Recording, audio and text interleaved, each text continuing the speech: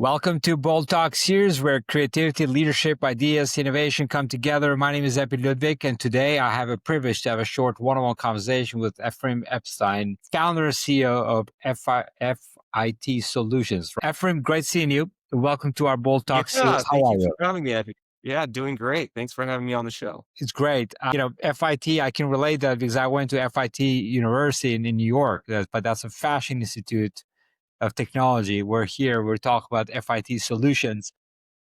You started FIT Solutions over a decade ago. What was the personal turning point of frustration that made you say, this needs to exist and I'm going to build it? Yeah, you know, what had happened is I was in IT.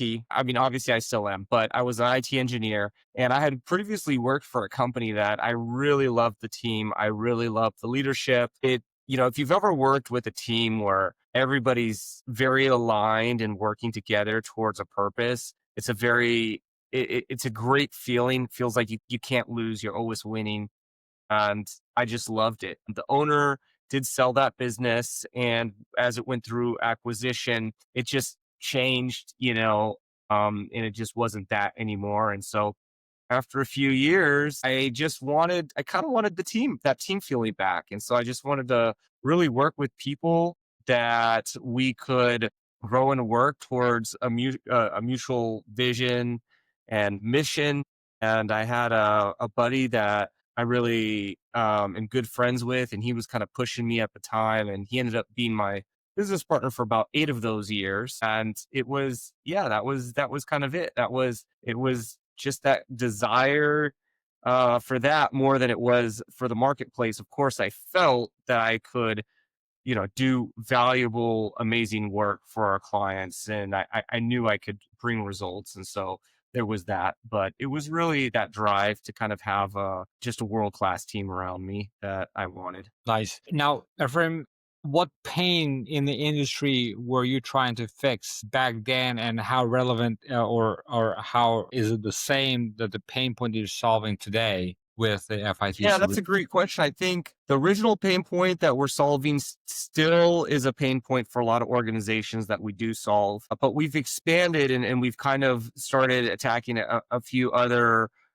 huge pain points for businesses as well. So the one we originally have, which is still a huge percentage of our business, is IT. And IT challenges, everybody works on a computer, even though there's all these innovations. IT is always an issue, and you need people to help solve those issues and help make sure things are running well. And so that's where we really started with managed IT services, becoming the IT department for organizations, or if they had an internal IT department, supplementing that team, and still a huge aspect of our business. But around 2015, 16, we spun up a sister company or division that is really focused on cybersecurity. So we built out a 24/7 cybersecurity team where we would do blue team and red team work for organizations. Essentially, just like we were the IT department, now we were also becoming a cybersecurity department for organizations that also needed that. And that was just really around that monitoring, response, penetration testing, things of that nature. And in the last year and a half, we've even now added on one that I'm very, very excited about. This has been a huge shift in the direction of our company. But as AI has been coming out, organizations want to implement AI. A lot of people are using, ChatGPT and chatbots to do a lot of work for them. But we were looking at it a little bit differently. We were saying, hey, what AI is out there that isn't just saving time for people, but actually replacing human labor? And so we started getting really, really good at creating AI employees that would either replace human labor in the organization or generate revenue. Either one, it would pay for itself.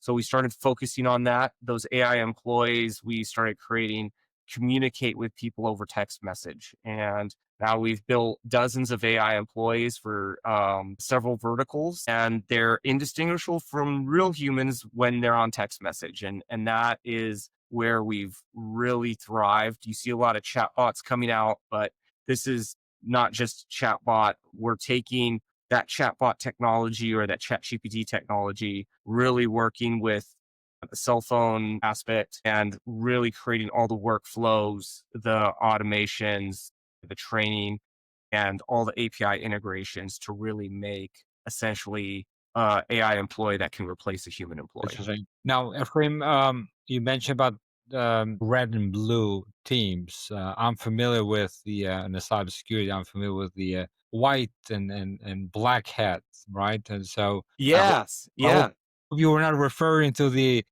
political party in U.S. I'm just kidding. I I don't know why they're called red and blue. I didn't make it up. It just is what they are. Okay. Now, how do you keep a team of cybersecurity professionals aligned and inspired when their work is often invisible, right? Yeah, that's a great question. Well, the thing about creating a cybersecurity team and running a cybersecurity team, obviously there's the technology side of it, and the expertise side of it that's very important. But also everyone being aligned on what the mission and vision is.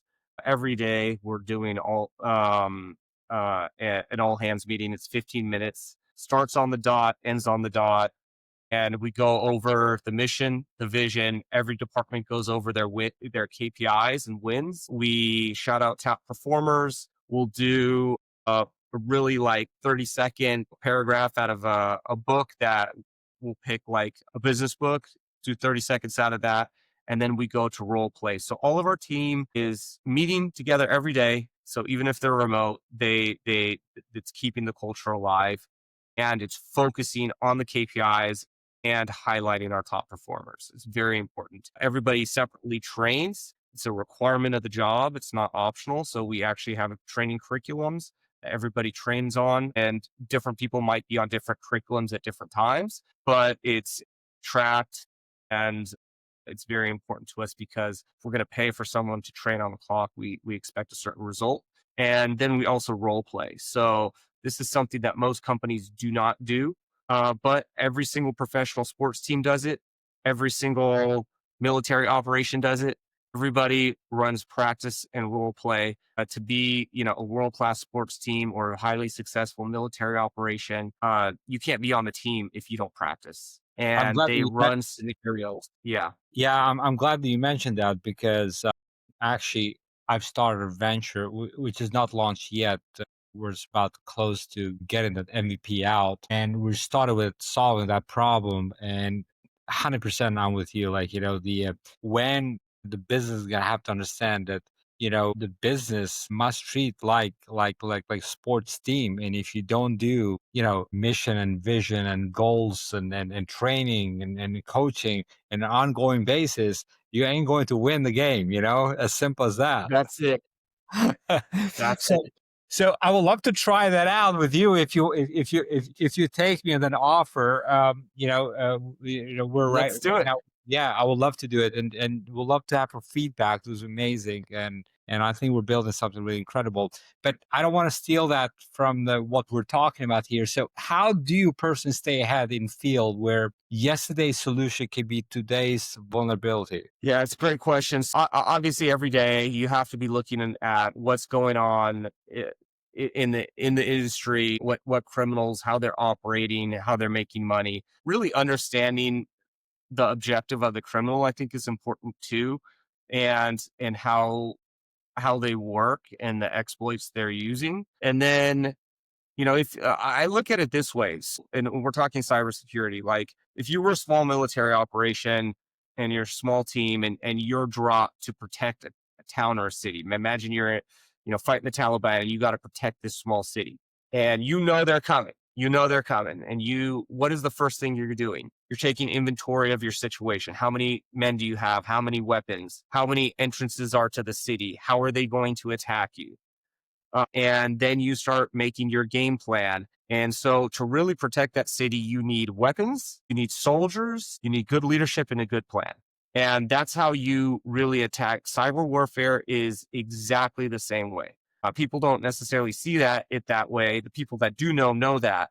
But a lot of times when you're a business owner, you're just worried about growing the business. You know, cybersecurity is a risk, but as a business owner, they're used to taking risks. So a lot of business owners will take risks in this area because, they've never experienced it, or it seems like, hey, we're small, we're going to be under the radar. But it's not until a company just gets absolutely decimated that they start to realize it. In fact, I've even dealt with a company. Sometimes companies still don't realize it even after it happened. We just helped a company that got hit by ransomware. They create clothing. I'm not going to say the name, but if I said it, a lot of people would know it or be able to quickly Google it. They make like men's clothing, particularly like Hawaiian shirts and things of that nature. They had a ransomware breach that took them down for 3 weeks. Literally could not create, ship, process any orders.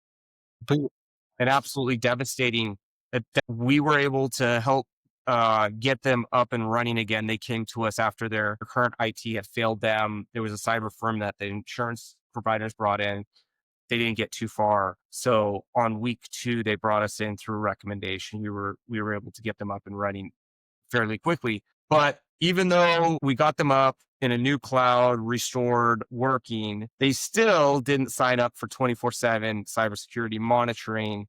And it's like, I don't even understand it. It's like having your house burned down from a fire. You rebuilt your house, but you're still not buying fire insurance. It's crazy. Yeah. So a lot of people don't think about it that way, but that really is what it is. And so, from a strategy standpoint, really understanding our attackers, how they make money, how they operate, the exploits they're using, and really staying ahead of it. And now it's just getting more complex with AI because they have AI tools. We have to also bring in AI tools. Yeah, actually, I read somewhere, I think it was from a very credible source. I forgot where it was, but it says the top three in terms of what keeps the leadership, the CEO, awake is cyber threat, right? And so if you truly don't take that proactive approach, I truly believe that the proactive approach is super important for everything. But when it comes to cybersecurity, because it's all about like the trust, right? It takes years and years to build that trust. And then you get attacked like this, and your trust goes away.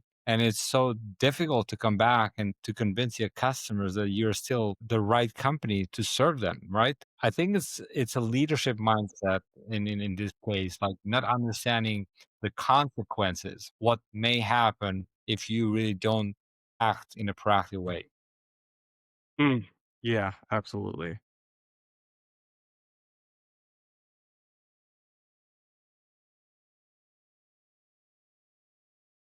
When you're looking back in your journey, what's something you would do completely different if you had to start FIT all over again today? Man, that's a good question. I think there's a lot of things that I could have done to learn. There's a few things that I learned through the journey, but it took me a lot longer. So one was the importance of mentors and finding mentors where I could just basically learn what they were doing and see the success that they've had, and really duplicate that to make my success easy versus trying to figure it out and do it the hard way. I think a lot of people, as a want to be different, but they don't really master what other people have done successfully very well Yeah. until at a certain point they come to a realization and they realize, like, why am I doing this the hard way? Why don't I just learn from someone that's done it well and study those mentors and then duplicate what been doing? So that's been a game changer for me once I started realize that, and accepting that and really taking that approach to everything I'm doing. The next thing is like the importance of sales training, financial literacy. I came from engineering background, so I never worked a sales job. And for our company, that was a challenge. I mean, I was naturally good at consulting. I shouldn't say naturally. I was good at consulting with people because I had been an engineer for a long time, but I was never really good at sales. And so that was a skill I had to learn. And I ended up finding training and mentors, and learning how to do it just like any other skill you would. And so that was impactful for my business as well. And then just the importance of, I think, KPIs and metrics, even at a very, very small size. And what the KPIs and metrics we started adopting as we started getting maturing, but now those metrics you had a team that was like fighting against that, right? And had I had those from the very beginning, I would have attracted a different type of people. And now have changed because as you grow, people step off the train and new ones come aboard that are more attracted to your mission and vision and core values. But I would have really brought those in much earlier into the business right at the beginning. I would, I mean, all those, and you mentioned, like, I would do the same. When I got to that understanding and the power of mentorship, just I say, why I didn't do this earlier? It's it's a no brainer. And today, whenever I go, when I get invited to inspire younger people, I always tell 'em, like, find the right mentor, but not just a mentor that it's going to help you make money, but trying to mentor that is going to really help you like grow in holistic way, right? And I think that's very important. So how to find a mentor is like also probably one way that it's we supposed to get this into schools, and I don't understand this better, because that's really will help make you a better performer, better human being in whatever that you're going for, what industry. Now, Ephraim, this is a short format conversation. I always ask this last question to my guests, and it's about like the word bold. What does that mean to you personally? Which word? Say that one more time. A bold word. Bold. Oh, yeah. Uh, I like that. So the meaning of bold is pushing through fear, and it doesn't mean, there's a lot of times I've had to be very bold in my life and my career, and it didn't mean I wasn't afraid, but it meant, pushing through that fear and getting over that challenge or that obstacle. And a lot of times when I think about the word bold and pushing through fears, it's about fears of other people, right? Or fears of what might happen. And so really pushing through the fear and taking charge of the situation. Well said. Ephraim, great having you here. I'm looking forward to be connected again soon, maybe a longer format, maybe in person. Until that time, enjoy your summer, have a great evening, and be bold always. Take care. Thank you, Abby. Thank you.